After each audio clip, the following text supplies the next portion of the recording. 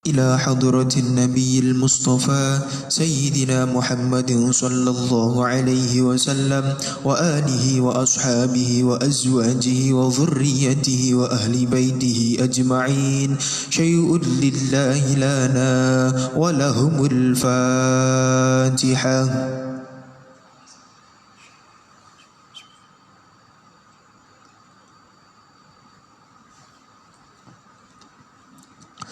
ثم إلى أرواح مشايخه القدرية والنقشبندية وجميع أهل الطرق، وإلى أرواح ساداتنا وحبائبنا العلويين وأولياء الكون أجمعين، وإلى أرواح مشايخنا ومشايخهم وعلمائنا وعباد الله الصالحين شيء لله لنا ولهم الفاتحة.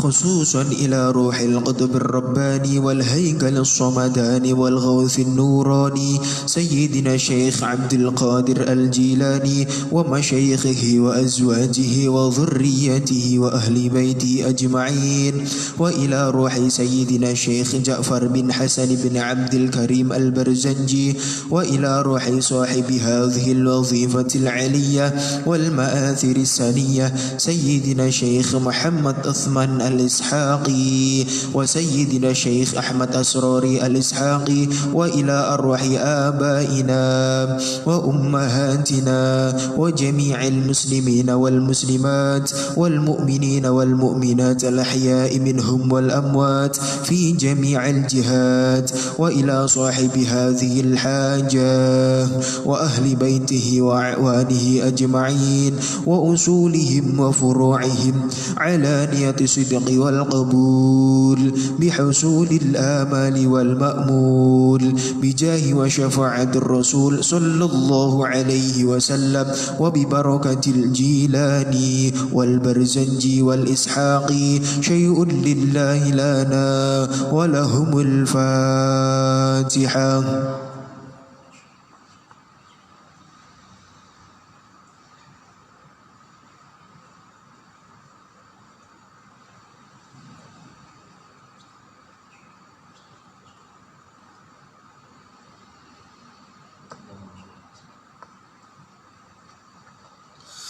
اللهم انصر نفحات الرضوان عليه ومدنا بالأسرار التي أودعتها لديه.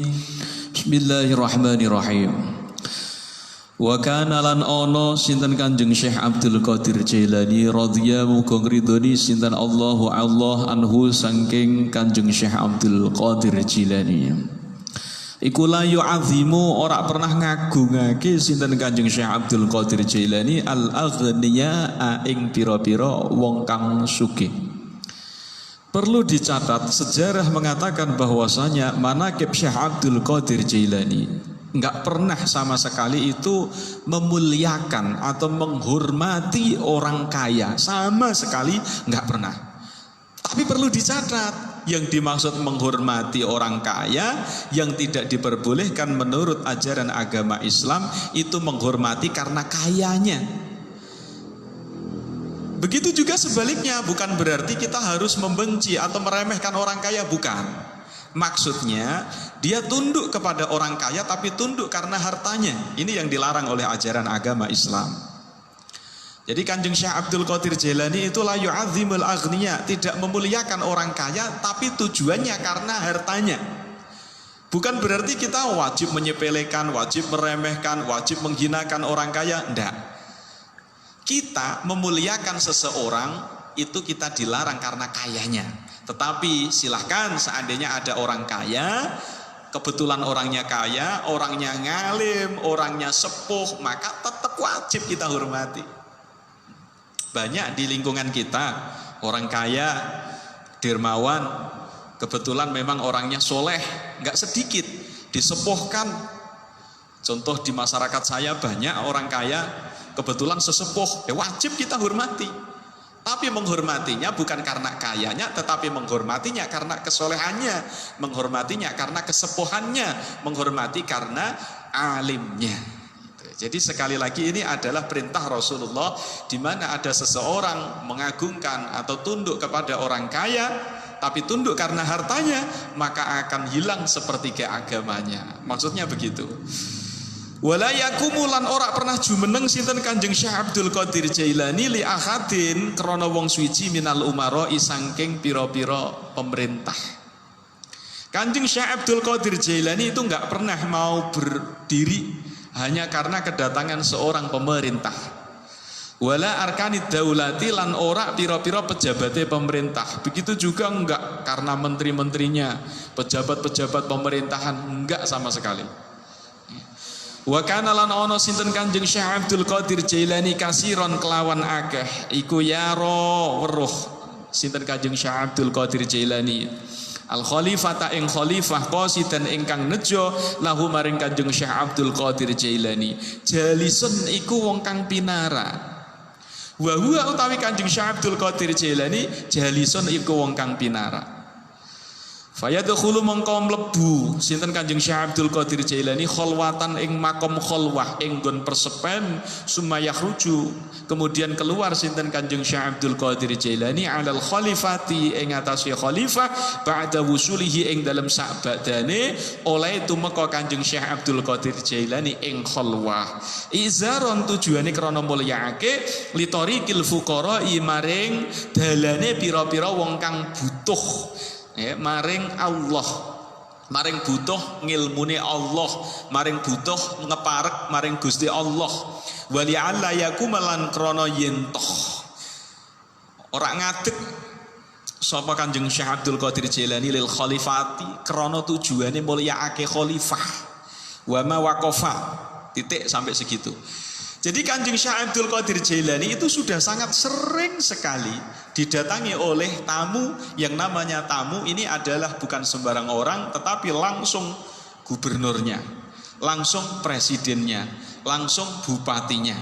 Kita ambil contoh yang mudah demikian. Ketika seorang pemimpin, ketika seorang khalifah datang hadir di majelisnya Kanjeng Syekh Abdul Qadir Jailani, beliau tidak langsung berdiri menyambut, enggak sama sekali.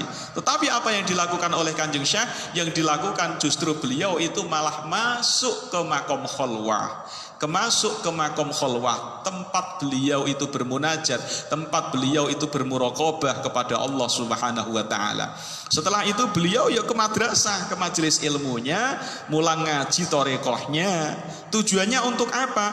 Tujuannya pertama, tetap mengutamakan para ahli torekoh, murid-murid yang menggali ilmu tasawuf dengan beliau.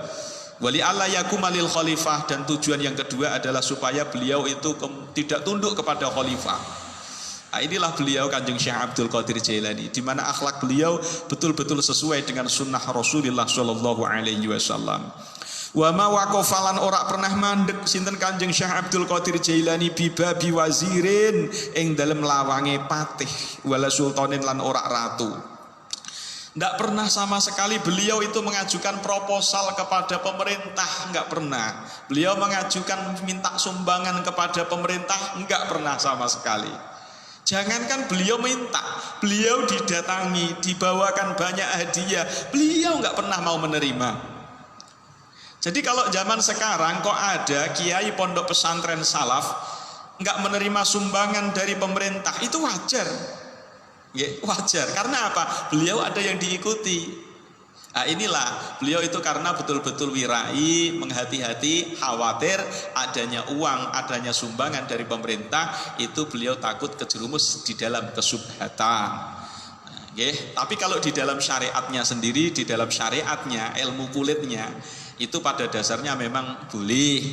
Nah, jangankan demikian, kita bertransaksi dengan orang yang nyata-nyata aksarumalihi haramun, kebanyakan hartanya itu adalah haram. Mohon maaf, nggak usah jauh-jauh.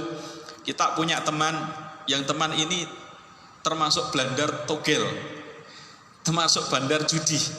Kita boleh transaksi dengan dia, kita jual beli dengan dia boleh, menerima uang dari dia juga boleh.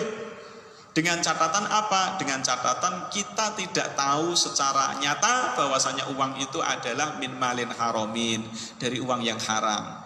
Mohon maaf, kadang-kadang ada orang yang pekerjaannya itu mohon maaf sekali menjadi PSK. Kemudian suatu saat belilah mukenah ke pasar, ke kios kita, kemudian kita layani. Apakah uang ini haram? Apakah transaksi ini hukumnya batal? Jawabannya kalau di dalam syariat tidak.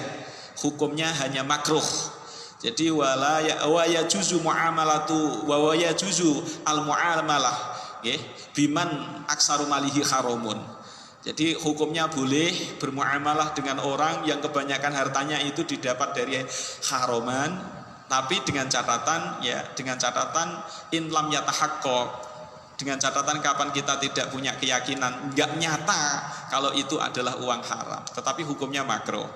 Nah, itu menurut syariat. Tapi kalau sudah merambah ke thariqah, itu sudah betul-betul dihindari. Jadi sehingga jangankan para ahli thariqah, jangankan para waliullah, apalagi ini sultanul aulia. Jadi betul-betul beliau itu sudah hilang. Hal-hal semacam itu sudah enggak diterima lagi. Menerima sumbangan, apalagi sampai meminta-minta sumbangan.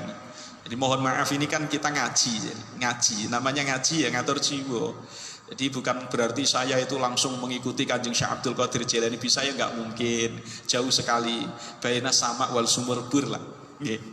Wala qabila lan ora nrimo sinten Kanjeng Syekh Abdul Qadir Jailani hadiyatan ing hadiah minal khalifati saking khalifah kotun kelawan babar pisan. Sama sekali Kanjeng Syekh Abdul Qadir Jailani itu enggak pernah mau menerima ada hadiah atau sumbangan atau dana begitu besar dari khalifah, itu enggak apa-apa. Bukan hanya dana, bahkan hatta sehingga mangklah sapa khalifah ing Kanjeng Syekh Abdul Qadir Jailani ala adami qabulihi ing atase ora anane nampane Kanjeng Syekh Abdul Qadir Jailani hadiatahu ing hadiahe khalifah. Suatu hari sudah sering sekali Kanjeng Syekh Abdul Qadir selalu menolak apa yang dikirimkan, apa yang diberikan oleh khalifah kepada beliau. Ya. Nah, suatu hari khalifah ini capek, khalifah ini jengkel, khalifah ini sakit hati. Kenapa sih? Satu orang ini ketika saya beri hadiah gak pernah mau menerima. Ini kan namanya kan menyepelekan, ini kan namanya kan menghina, ini namanya melecehkan. Ya. Ada seorang pemerintah kemudian mengirimkan bantuan kepada seorang ulama, kepada seorang kiai, tapi ditolak mentah-mentah, gak pernah mau diterima. Bukan 1, 2, 3 kali, tapi sering.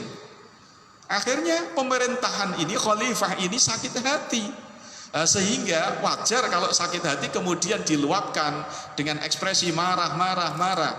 Nah, suatu ketika faqala mongko ngendika lahu maring al khalifah sapa Syekh Kanjeng Syekh Abdul Qadir Jailani, arsil ing ngendikan arsil mutusa sira ngirima sira maing perkara badha kang pertela apa malaka maring sira wakhdur lan hadira sira ma'ahu ing dalam sumertane ma. Ketika dengar bahwasanya seorang khalifah ini marah, kecewa, sakit hati karena Kanjeng Syekh Abdul Qadir Jailani itu enggak pernah mau menerima hadiah yang dikirimkan dari beliau. Akhirnya suatu ketika, ya sudah, kalau kamu memang mau memberikan hadiah kepadaku, maka bawa saja apa yang ada di sebelahmu itu, bawa aja. Kemudian engkau juga datang sama-sama dengan bawaan-bawaan yang mau dihadiahkan kepada saya. Kanjeng Syekh Abdul Qadir Jailani mengatakan demikian kepada khalifah. Fa khadara mongko nuli hadir sapa al khalifatu khalifah inda syekhi ing dalam sandinge Kanjeng Syekh Abdul Qadir Jailani. Wa ma'ahu lan iku ing dalam sumertane khalifah syai'un utawi wiji-wiji minat tufahi saking apel. Jadi ketika beliau khalifah ini didatangkan oleh Kanjeng Syekh Abdul Qadir Jailani, betul membawa hadiah. Hadiah ini oleh-oleh. Oleh-oleh ini berupa apel banyak. Wa indan lan ing dalem nalikane hadhara kullu tufahatin utawi saben-saben apel iku mahsuun den kebai apane daman getiye wa qayhan lan nanae. Ketika oleh-oleh yang sudah dibawa oleh khalifah itu sudah menuju Kanjeng Syekh Abdul Qadir Jailani dan sudah duduk di situ, ketika dibuka heran, terkejut. Apel itu isinya darah, isinya nanah. Luar biasa. Apel itu isinya darah, isinya Faqala mongko nuli ngendika sinten Kanjeng Syekh Abdul Qadir Jailani lil khalifati maring khalifah ini tadi, kaifa talumu, kaifa hale kaya apa talumu modho sapa sirona ing ingsun. Ala adami aklina ing atase ora anane mangane ingsun min hadza saking iki tufah.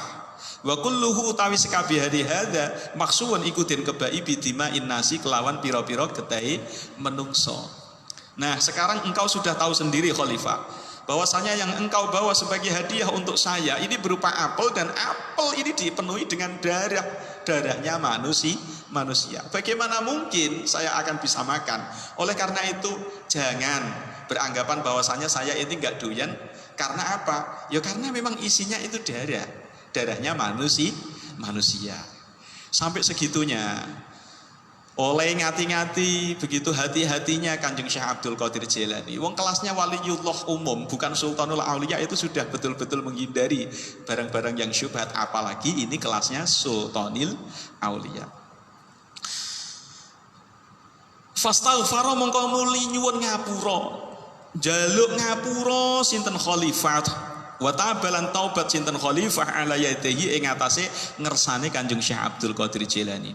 Tatkala khalifah sudah menyaksikan bahwasanya hadiah yang dibawa olehnya kepada Kanjeng Syekh Abdul Qadir Jailani itu betul-betul dipenuhi dengan darahnya manusia, maka seketika itu khalifah meminta ampun kepada Allah Subhanahu wa taala dan taubat di hadapan Kanjeng Syekh Abdul Qadir Jailani. Ini kelasnya khalifah loh ya.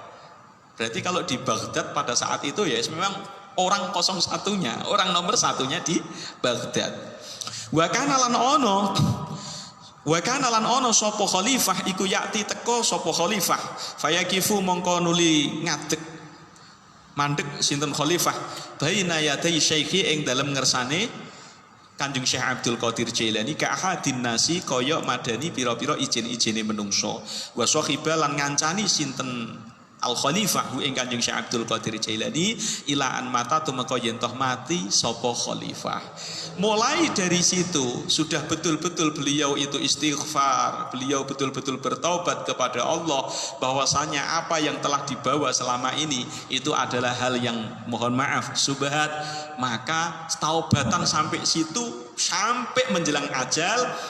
Kelakuan atau sikapnya sama seperti halnya umumnya orang-orang kepada Kanjeng Syekh Abdul Qadir Jailani, dan bahkan selalu ngemawulo, bahkan selalu ngaji, bahkan selalu mendekat, bahkan selalu kumpul bareng-bareng dengan Syekh Abdul Qadir Jailani sampai beliau itu meninggal. Ceritanya sampai segitu. Wa kana lan ono sinten Kanjeng Syekh Abdul Qadir Jailani radhiyallahu muga ridhoni sinten Allahu Allah anhu saking Kanjeng Syekh Abdul Qadir Jailani ma'a jalalati qadrihi ing dalam sumertane agunge derajate Kanjeng Syekh Abdul Qadir Jailani wa budisitihi lan sebutan baguse Kanjeng Syekh Abdul Qadir Jailani wa uluwi dzikrihi lan luhure oleh disebut Kanjeng Syekh Abdul Qadir Jailani. Yu'azimu iku ngagungake sinten Kanjeng Syekh al fuqara ing pira-pira wong kang fakir. Ini adalah sifatnya Rasulullah. Kalau kita pernah membaca Al-Barzanji, jadi Maulid Al-Barzanji dengan Al-Lujainuddani, manaqib Syekh Abdul Qadir Jailani. Manaqib Syekh Abdul Qadir Jailani dengan manaqibnya Kanjeng Nabi yang ada di Maulid Al-Barzanji itu sama. Penyusunnya adalah Sayyid Ja'far Al-Barzanji. Jadi di situ ada kesamaan. Ada kesamaan itu berarti yang niru siapa? Jelasnya yang niru adalah Kanjeng Syekh Abdul Qadir Jailani meniru apa yang dilakukan oleh Rasulullah. Pada bab yang terakhir, wa kana sallallahu alaihi wasallam syadidal haya'i wa tawaddu'i, sampai dengan selesai itu nanti ada penjelasan-penjelasan yang hampir sama dengan penjelasan apa yang dilakukan oleh Syekh Abdul Qadir Jailani. Jadi beliau itu bukan berarti seorang wali kemudian ahli bid'ah ngarang-ngarang sendiri, bukan, tapi apa yang dilakukan oleh beliau itu betul-betul mengikuti ajaran Rasulullah sallallahu alaihi wasallam. Wa yujalisu, selain daripada Kanjeng Syekh Abdul Qadir Jailani itu memuliakan, mengagungkan, menghormati orang-orang fakir. Jadi kalau ada orang kok menghormati orang fakir, ada orang kok memuliakan orang fakir, bisa dipastikan persis kayak Kanjeng Syekh Abdul Qadir Jailani, persis meniru akhlaknya Rasulullah. Wa yujalisu lan ngumpuli lungguh sapa sinten Kanjeng Syekh Abdul Qadir Jailani hum ing al fuqara. Jadi kalau ada ulama, ada kiai kok pilih-pilih maunya ngumpul sama yang kaya, karena ada uangnya, mohon maaf. Dan yang fakir tidak mau dikumpuli, ya berarti nulayani dengan sunnahnya Rasulullah. Berbeda dengan sikapnya Kanjeng Syekh Abdul Qadir Jailani. Tapi sebaliknya, kalau ada ulama, ya, orang kaya ya dikumpuli, tapi karena memuliakan bukan hartanya. Orang miskin lebih lagi dikumpuli, ya, karena kefakirannya. Maka itu berarti mengikuti sunnahnya Rasulullah Shallallahu Alaihi Wasallam. Wa yafli lan metani tumo sinten Kanjeng Syekh Abdul Qadir Jailani lahum krana al-fuqara siabahum ing pira-pira pakaiane al-fuqara. Bahkan kumpul, kalau sudah kumpul linggih ya wis biasa ngresiki pakaiannya. Dulu pakaian zaman dulu nggak kayak sekarang. Zaman dulu pakaian itu ada kotorannya. Bahkan ada istilah tumo. Tumo itu kutu. Jadi di pakaian itu ada kutunya. Mungkin istilah saja atau memang benar hewan kutu yang ada di pakaian. Jadi Kanjeng Syekh Abdul Qadir Jailani itu ikut membersihkan. Wa kana lan ana sinten Kanjeng Syekh Abdul Qadir Jailani iku yaqulu pernah ngendikan sinten Kanjeng Syekh. Ini adalah catatan penting bagi kita. Di mana kita dalam keadaan sekarang itu termasuk orang-orang yang sedang butuh atau sedang mampu, sedang kaya. Monggo ada catatan. Al-fakiru ngendikan al-fakir. Al-fakiru utawi wong kang fakir. Orang yang sekarang sedang di bawah garis kemiskinan.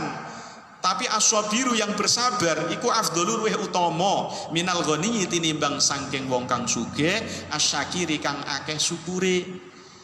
Sebetulnya orang kaya yang banyak bersyukur selalu mendirmakan hartanya. Ini adalah orang kaya yang baik.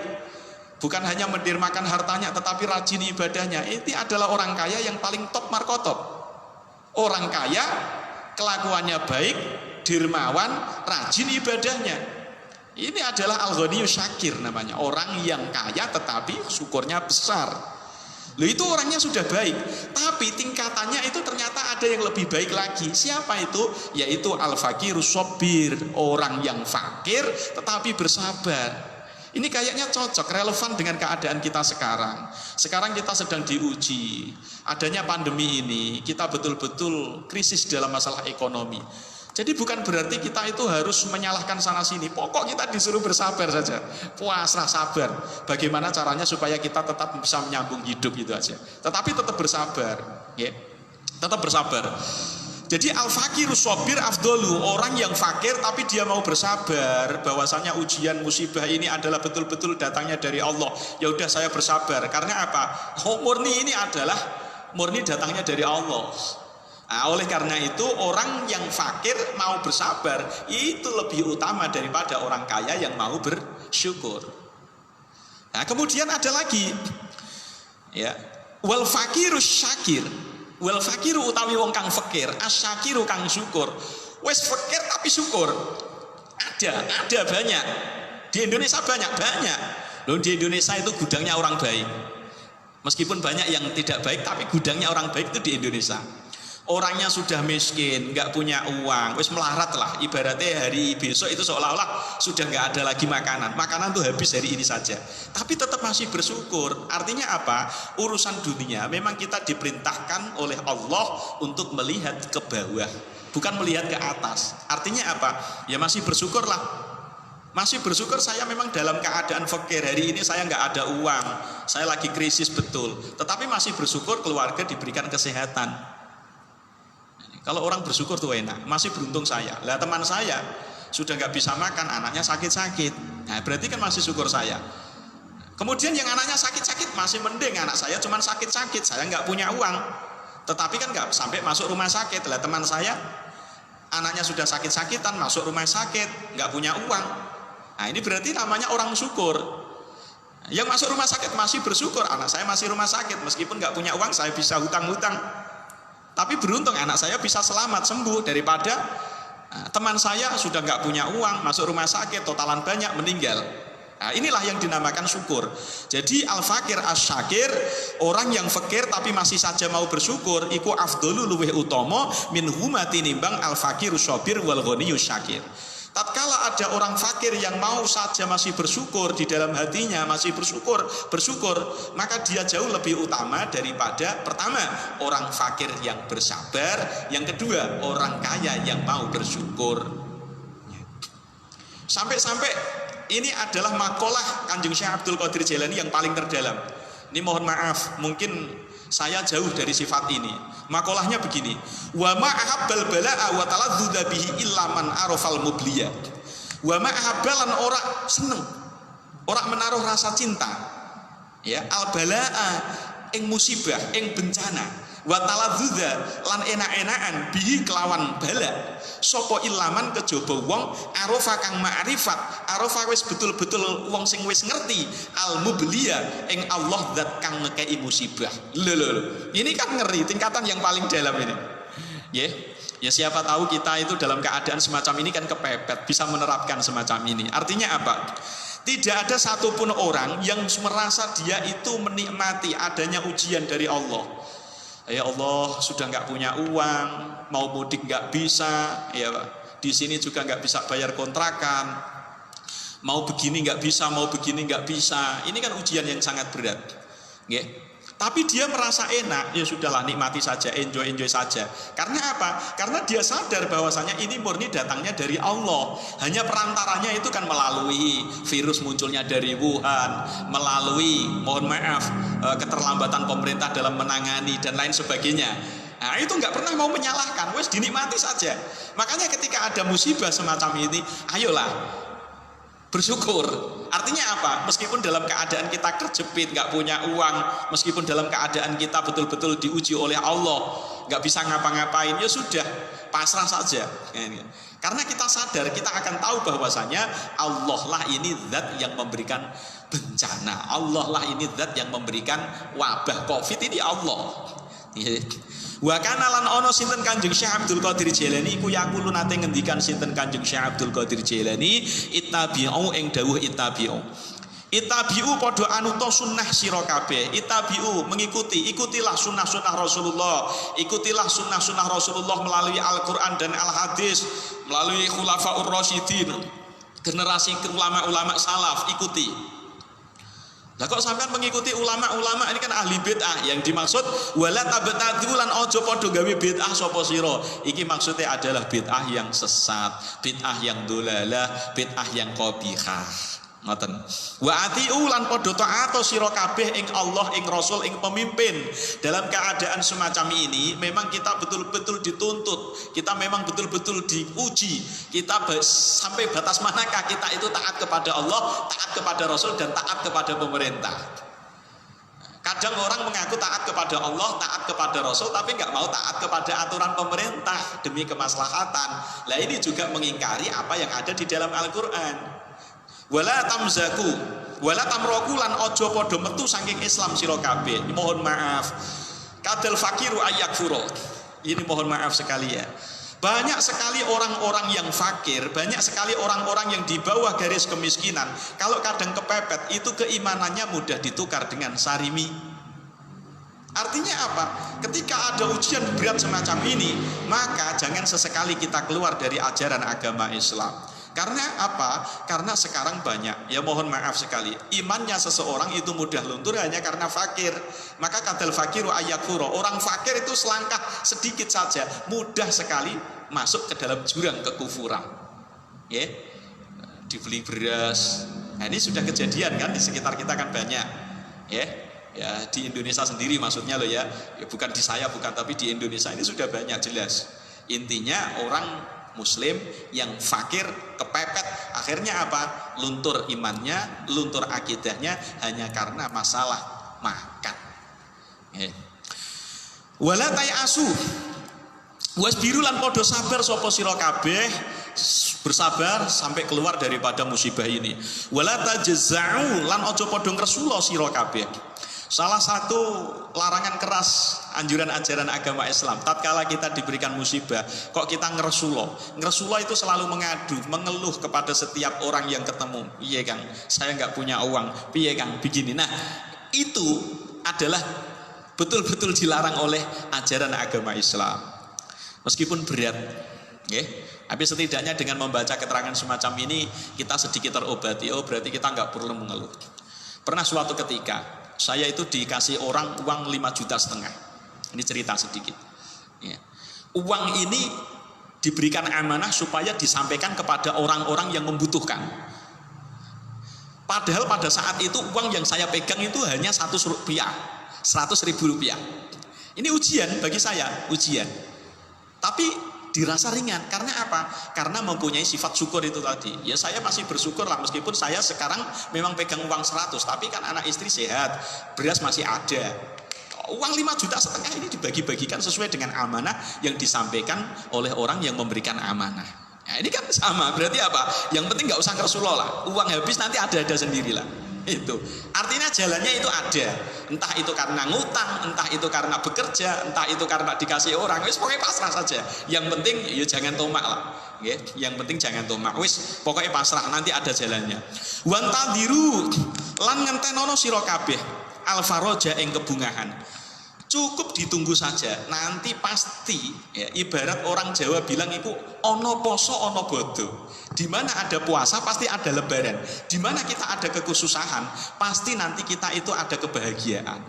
Nggak mungkin kita itu dalam keadaan COVID-19 kerasan terus di Indonesia. Ibaratnya COVID itu adalah tamu. Tamu itu tidak akan mungkin selama-lamanya. Meskipun dia itu nakal, meskipun dia itu ndablek, kok mertamu nggak pulang-pulang, tapi suatu saat akan pulang, kita akan senang. Yeah. Makanya wantadiru padha ngentenono sira kabeh alfaroja ing kebungahan. Kejembaran. Wala asu lan ojo podo putus asa sira kabeh dalam keadaan semacam ini. Banyak orang putus asa. Putus asanya bagaimana? Karena nggak dapat bantuan, karena nggak bisa makan. Akhirnya lebih pilih bunuh diri. Loh, ini kan lebih kacau lagi. Hidup sengsara, mati lebih sengsara. Karena apa? Matinya dalam keadaan bunuh diri. Beda lagi kalau mati tetapi bukan karena bunuh diri, karena nggak ada yang memberi makan kemudian mati. Itu lain lagi. Tapi ini dalam keadaan bunuh diri. Walai atai asu kan, jangan sesekali kita berputus asa. Wajtami'u lan podo kumpul, bersatulah kalian semua ala dzikrillahi ing atase eling Gusti Allah Subhanahu wa taala. Wala tafarraqu lan aja padha pisah sapa sira kabeh. Wa tatahharu lan padha bersuci sira kabeh bitaubati kelawan taubat anidz dzunubi saking pira-pira dosa.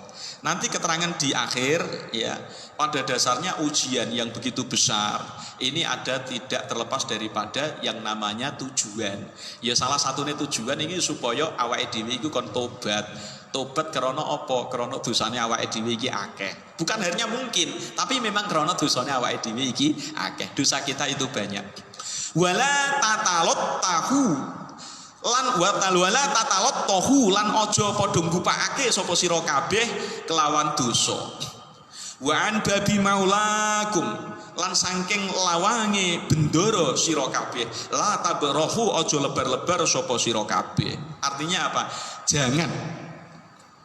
Jangan engkau putus di dalam mengetuk pintu rahmatnya Allah.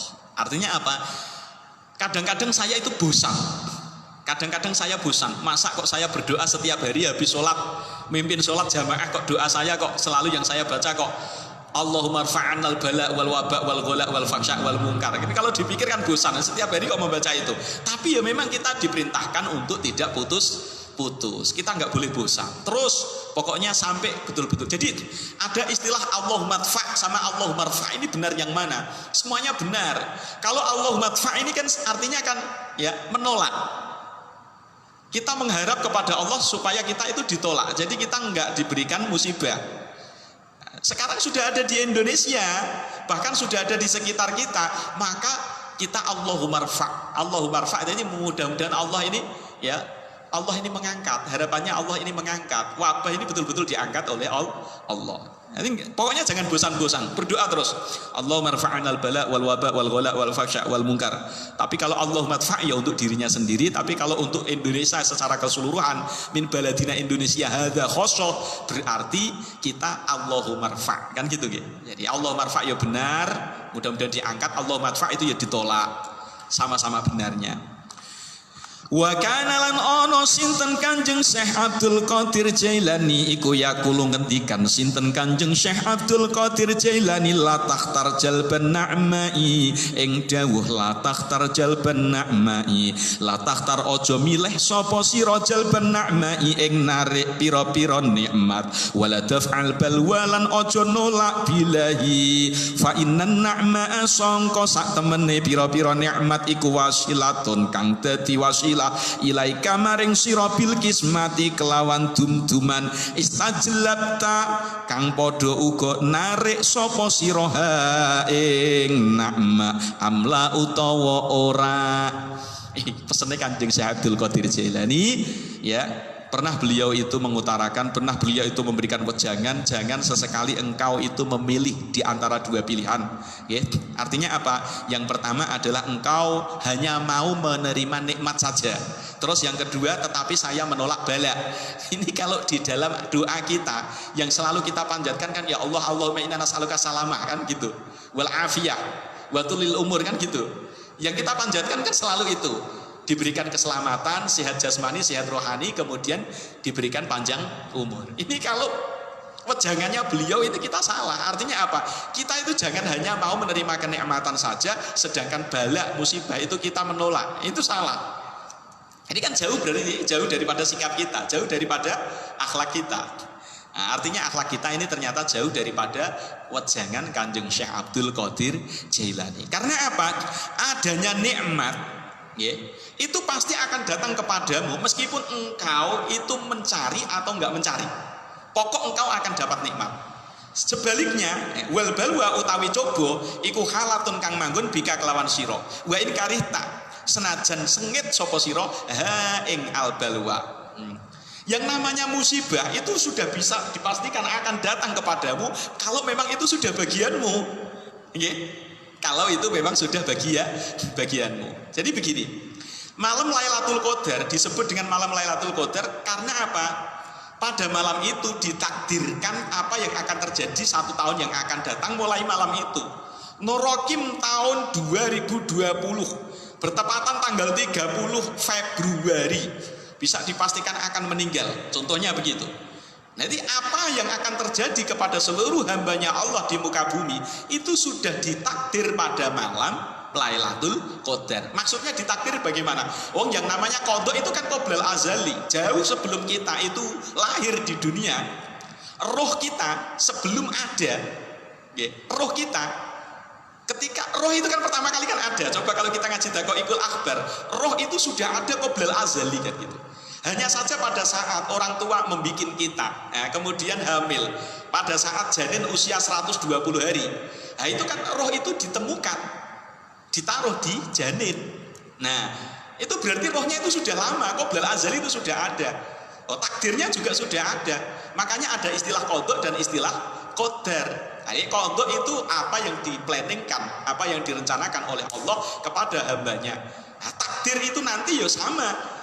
Apa yang diplanningkan kepada hamba, tapi kalau sudah terrealisasi. Jadi qadha itu planning, kemudian takdir itu ada realisasi. Wah, ternyata setelah itu wa qaddara syahadatahu wa syaqawatahu wa rizqahu wa ajalahu pada malam yang ke-120 hari, tepatnya 4 bulanan. Itu sudah diterapkan pada saat itu juga roh sama nasibnya juga sudah diterapkan di situ. Ini suatu saat bisa berubah. Kapan dengan adanya doa, kapan adanya dengan sodako, kapan adanya dengan silaturahim. Demikian pada malam Lailatul Qadar. Kenapa disebut dengan malam Lailatul Qadar? Karena pada malam saat itu diserahkanlah buku-buku takdir ini kepada 4 malaikat. Salah satunya adalah malaikat Israel. Siapa yang mati pada tahun ini mulai malam Lailatul Qadar sampai 1 tahun yang akan datang. Catatannya sudah ada. Norokim tanggal 30 Februari tanggal 2020. Contohnya ini contoh. Karena banyak silaturahimnya mungkin, atau karena banyak berdoanya sehingga umurnya ditambah lagi. Karena Februari tanggal 30 tidak bakal ada. Februari selalunya tanggal 28 saja. Jadi begitu. Jadi ketika kita itu nggak suka dengan apa yang ditakdirkan oleh Allah, yang takdir itu tidak mengenakkan buat kita, meskipun kita nggak suka, kalau memang jatahnya dapat, setiap hari, setiap sholat subuh kita doa kunut. Oke, doa kunut. Allahumma dina fi man hadait wa afina fi man afait wa tawallana fi man tawallait wa barik lana fi ma a'tait wa qina syarra ma qadait. Ya Allah, beri ya, jaluk penjagaan, minta perlindungan dari Allah dari qada atau takdir Allah yang jelek untuk kita. Kemudian lagi habis melakukan sholat kita berdoa sholawat munjiat. Allahumma sholli ala sayyidina Muhammadin sholatan tunjina biha min jami'il ahwali wal afat. Itu kan doa. Nah, doa inilah mampu merubah yang namanya kondok. Tapi kalau kondoknya mubrom nggak bakal bisa berubah. Tapi kalau kondoknya masih mu'alak, maka masih bisa berubah. Kita lanjut. Fa in jaa fasallim mongko masrahno sapa sira lillahi maring Allah fil kulli ing dalem sekabehane. Yaf'alu kang agawe, kang ngersakake, kang agawe sinten Allah ma ing perkara, yasya'u kang ngersakake sinten Allah ing ma. Jadi ketika kita mendapatkan ujian apapun, maka betul-betul kita dianjurkan oleh Allah, kita dianjurkan untuk pasrah, untuk berserah diri kepada Allah, ya. Karena Allah semuanya itu yang membuat, Allah sing ngersakake. Jadi intinya sekarang kita ini sedang dilanda yang namanya musibah, adanya wabah Covid, sehingga kita tidak bisa ngapa-ngapain. Mau ndak mau, kita nggak perlu mengeluh terlalu banyak, menyalahkan, jangan. Kita pasrahkan, artinya pasrah itu kita tetap memohon kepada Allah, karena Allah itu yang menghendaki adanya wabah ini ngosek di Indonesia. Berarti kita meminta perlindungan dari Allah, atau meminta segera wabah itu diangkat oleh Allah. Pokoknya dipasrahkan apa yang terbaik menurut Allah.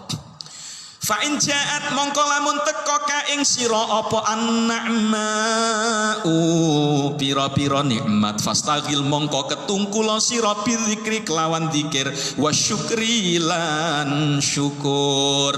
Tatkala kenikmatan itu datang kepadamu, maka berzikirlah kepada Allah wa syukri lan syukur. Jadi nikmat diberikan kepada kita, maka cara bersyukurnya ada 3, syukur bil qalbi, syukur bil lisan, wa syukur bil jawari. Dan yang ketiga adalah syukur dengan seluruh anggota tubuh, supaya kita melakukan hal-hal yang diridhoi oleh Allah. Artinya berarti kita betul-betul sudah bersyukur. Fa in ja'at lan lamun teka ka ing sira apa albalwa coba fastagil mongko ketungkul sapa sira bisa kelawan sabar wal muwafaqati lan nocoki. Tatkala sebuah musibah yang sedang kita alami sekarang ini sudah, maka kita memang disuruh sabar, dan kita memang betul-betul disuruh ya menikmati saja. Mau bagaimana lagi? Mau teriak-teriak minta bantuan, ya malah elek-elek dewi kan gitu. Ya nggak mungkin ada orang ngasih bantuan. Wes lah, wes. Nanti bagaimana caranya Allah mengatur memberikan makan kepada kita. Kuncinya itu saja, sabar, disuruh sabar. Yang paling berat itu sebetulnya semacam ini, masjid selalu rame, apalagi puasa nggak pernah ada sepinya, 1 hari 1 malam. Tatkala melihat masjid sepi itu sebetulnya bagi saya nangis batin. Di dalam bulan puasa selalu mengaji sama-sama jamaah, nggak bisa ngaji itu sebetulnya itu nangis batin. Ya, tapi bagaimana lagi, semuanya memang ini murni kehendak Allah, ya memang harus bersabar. Mau menyalahkan siapa? Nggak boleh, kan gitu. Wa in kuntalan lamun ana sapa sira iku a'laluwih luhur min dalika saking tinimbang mengkono-mengkono sabar lan muwafaqah faridho mongko iku ridho wa talazzuzu lan enak-enakan ae tegese enak-enakan nampa musibah. Wala mulan werwa sira kabeh annal baliyata ing sak temene musibah iku lam yakti lam takti ora teka apa al baliyah al mukmina ing wong kang beriman lituhlika krana ngrusak ing al mukmin wa innama atat angin pestine teka apa al baliyah ing al mukmin litakhtabira krana nyoba apa al baliyah ing mukmin. Pernah suatu ketika saya membaca dalam sebuah kitab yang pernah saya buat kajian. Kanjeng Syekh Abdul Qadir Jailani itu pernah mengemukakan bahwasanya Allah itu memberikan musibah kepada hambanya itu tidak terlepas dari salah satu 3 tujuan. Itu sudah pasti. Tujuan yang pertama adalah sebagai apa? Sebagai siksaan, sebagai azab.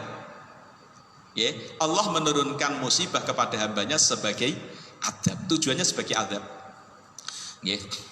Yang kedua itu sebagai kafarat, pelebur dosa. Kalau tidak azab, kalau tidak kafarat, maka yang ketiga ini barulah yang disebut dengan ujian atau lirtifa'id darajat. Proses kenaikan derajat seorang hamba di mata Tuhannya. Tapi ada ciri-cirinya.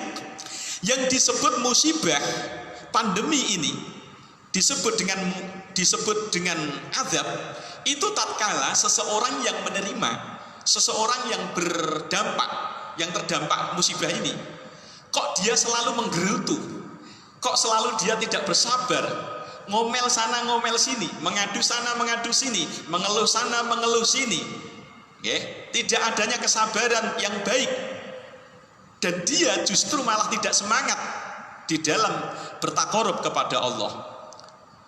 Ini kan murni musibah. Kita nggak boleh sholat di masjid. Alasannya apa? Karena kita nanti ada kumpul-kumpul, sehingga kita akan mendukung adanya penularan, sehingga kita sholatnya di rumah. Nah, sholat yang tadinya di masjid semangat, sekarang di rumah nggak semangat.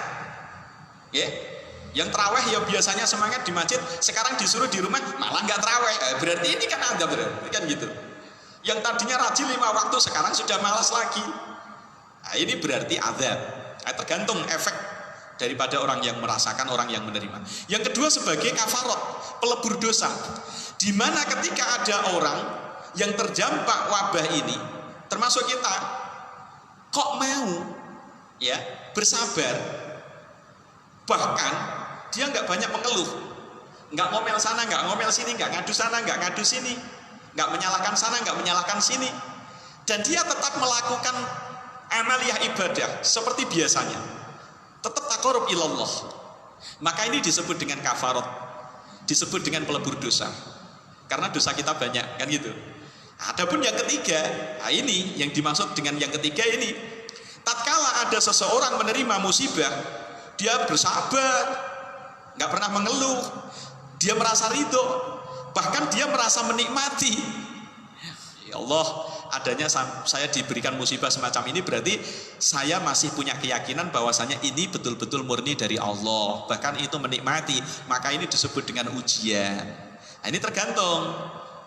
Musibah pandemi ini sebetulnya musibah yang berupa azab atau berupa kafarat atau berupa ujian bagi kita, terserah itu tadi ciri-cirinya.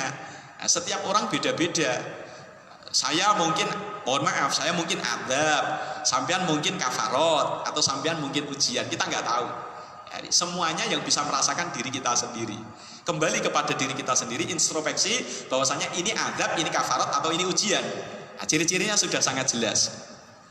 Intinya seorang mukmin itu diberikan musibah, itu tujuannya bukan untuk merusak, tujuannya untuk menghabisi, itu bukan, tetapi tujuannya betul-betul untuk membuat ujian. Wa kana lan ono sinten Kanjeng Syekh Abdul Qadir Jailani iku yaqulu ngendikan sinten Kanjeng Syekh la yasluhu ngendikan la yasluhu ora patut limujalasatil haqqi maring wong kang awor lungguh ing Gusti Allah kang maha hak Ta'ala halimaha luhur sinten Allah ilal mutahharuna kejaba pira-pira wong kang den suciake min rijsi zallati saking najise pira-pira luput. Bagi orang yang masih ada kotoran di dalam hatinya, maka dia tidak patut untuk bermujalasah, untuk bersanding menghadap Allah Subhanahu wa taala. Wala yuftahu lan ora den buka sapa illa liman kejaba keduwe wong kholakang sepi sapa man anid da'awi saking pira-pira pengakuan, ngaku alim, wal hawasyati lan ngaku dekat dengan Allah, ya, pira-pira pikiran kang ngersahake. Wala makana lan ing dalem sumangsane ana apa al-ghalibu kang lumrah alen nasi ing atase menungso adama tatahuri iku ora anane suci ibtala mongko nyoba sinten Allahu ing an annas bil amrodi kelawan pira-pira lara kafarotan krana nglebur dosa wa tahuron lan nucekake liasluhu supaya patut sapa annas limujalasatihi maring ngrewangi lungguh Allah wa qarbihi lan ngeparek dateng Allah. Tatkala Allah itu melihat hamba banyak berlinang dusta, banyak berlinang dosa, banyak kesalahan, maka Allah akan menguji seorang hamba berupa sakit, berupa musibah. Tujuannya untuk apa? Untuk pelebur dosa, kafarot, wa tahuron, dan disucikan hatinya. Nggih. Jadi begitu. Tatkala kita itu sudah banyak dosa, kita diberi sakit supaya kita bersabar. Kalau kita bersabar berarti itu menjadi kafarot dan mensucikan hati kita. Kalau kita sudah bersih, suci, berarti kita pantas bermujalasah dengan Allah. Sya'aru padha uga ngrasa sapa alnas bidzalika kelawan mengkono-mengkono kafaroh aulam yasyuru utawa ora weruh utawa ora krasa sapa annas, entah dia merasa atau tidak, pokok adanya penyakit itu diujikan oleh Allah, diberikan oleh Allah kepada hambanya yang berlinang dosa, tujuannya sebagai kafarot. Wa kana lan ono sinten Kanjeng Syekh Abdul Qadir Jailani ku yakulunate dawuh sinten Kanjeng Syekh Abdul Qadir Jailani iyakum ing ngendikan iyakum ai khofu iyakum wedya sapa sira kabeh antuhibu ing yen toh demen sapa sira kabeh ahadan ing wong suci au takrohu utawa sengit sapa sira kabeh hu ing ahad illa ba'da ardi af'alihi kejaba ing dalem sakwise mentokake pira-pira penggaweane ahad alal kitabi ing atase Al-Qur'an wa sunnati lan hadis Rasulullah kaila tuhibbu supaya ora demen sapa sira kabeh hu ing ahad bil hawa kelawan hawa nafsu wa tabghadu lan sengit sapa sira kabeh hu ing ahad bil hawa ya kelawan hawa nafsu. Tatkala ada seorang ulama kita cinta kepada dia, tatkala ada seseorang kita cinta kepada dia, cintanya sehingga berlebihan, jangan. Tatkala ada seseorang saya benci dengan dia, sikapnya saya betul-betul nggak suka, jangan. Kecuali kalau kita betul-betul sudah menilai itu dengan sesuai ajaran agama kita. Ya mohon maaf, ini salah satu contoh. Dulu almarhum Gus Dur alaihi yarham itu banyak orang benci. MUI mengatakan Ajinomoto hukumnya haram karena mengandung lemak babi, iya kan? Jelas. Nah, itu saya masih mondok itu. Nah, kemudian Gus Dur pada saat itu menjadi presiden, beliau mengatakan apa? Enggak haram, halal. Nah, ini semuanya orang benci. Bahkan ustadz-ustadz yang mohon maaf yang tidak paham membenci semuanya. Karena apa? Perkara haram kok dihalalkan. Ternyata apa? Kalau kita mau mendalami kembali, kalau kita mau menyelam kembali, perkara itu ternyata memang halal. Al-Juh. Ini kalau di dalam kitab I'anatul Talibin itu, juz pertama tentang ngomongin masalah wama istaharo, sesuatu yang memang sudah terkenal, sudah viral bahwasanya itu terbuat dari lemak babi diisukan. Nah, itu hukumnya enggak najis. Kecuali kalau memang betul-betul kita punya keyakinan karena tahu, oh itu memang terbuat dari minyak babi. Nah itu lain lagi. Maka itu adalah hukumnya najis. Dan dikonsumsi kalau najis berarti haram. Karena masih ada yang lain. Banyak orang yang gak suka pada saat itu. Oleh karena itu kembali lagi, jangan sesekali kita membenci atau mencintai seseorang itu hanya karena nafsu kita, tetapi dikembalikan lagi kepada pedoman agama, yaitu istimdadnya Al-Quran dan As-Sunnah. Mudah-mudahan ada barokah dan manfaatnya. Wal afu minkum. Wassalamualaikum warahmatullahi wabarakatuh.